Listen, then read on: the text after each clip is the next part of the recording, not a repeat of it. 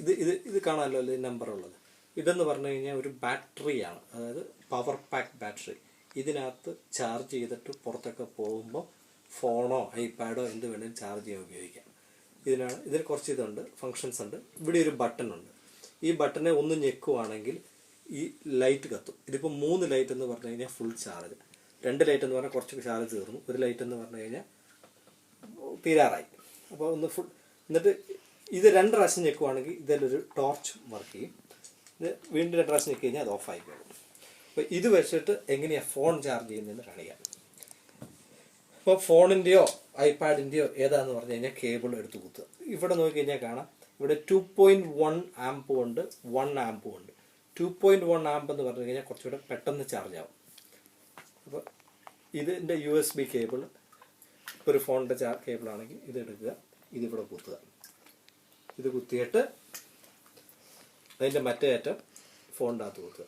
ഈ ഐഫോണിൻ്റെ ആണെങ്കിൽ ഇതിന് ഈ ഒരു കുഞ്ഞു ബോക്സ് ഉള്ളത് മുകളിൽ വരണം. അപ്പോൾ ഇങ്ങനെ കുത്തി കഴിഞ്ഞാൽ ഇതിപ്പോൾ എന്നിട്ട് ചാർജ് ചെയ്യാൻ തുടങ്ങിയിട്ടില്ല. അപ്പം അല്ലെങ്കിൽ ചിലതിനാണെങ്കിൽ നേരിട്ട് ഡയറക്റ്റ്. അപ്പോൾ ഇതേലൊന്നും ഞെക്കി വിടുക. അപ്പം കാണാം, ഇതിനകത്ത് കാണാം ഇപ്പോൾ ഇത് ചാർജ് ആകാൻ തുടങ്ങി, കണ്ടോ?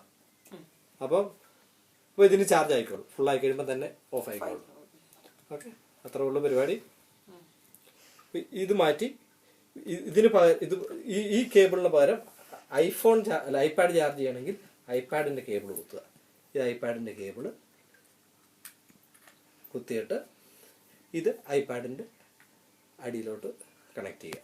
Same method. എന്നിട്ട് ഈ ബട്ടൺ ഒന്ന് വെക്കുക, അപ്പം ചാർജ് ആയി കിട്ടും.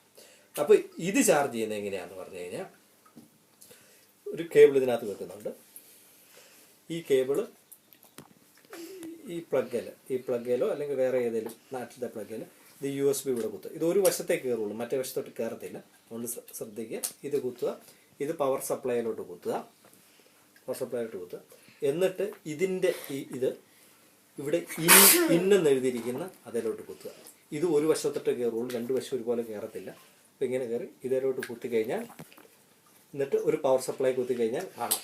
എന്നിട്ട് ഇപ്പോൾ ഇവിടെ ഈ ലൈറ്റ് കാണിക്കും എത്ര എണ്ണം ആകുന്നുണ്ട്, ചാർജ് ആകുന്നുണ്ട്. ഫുള്ളായി കഴിഞ്ഞ് കഴിഞ്ഞാൽ ഊരി വെക്കാം.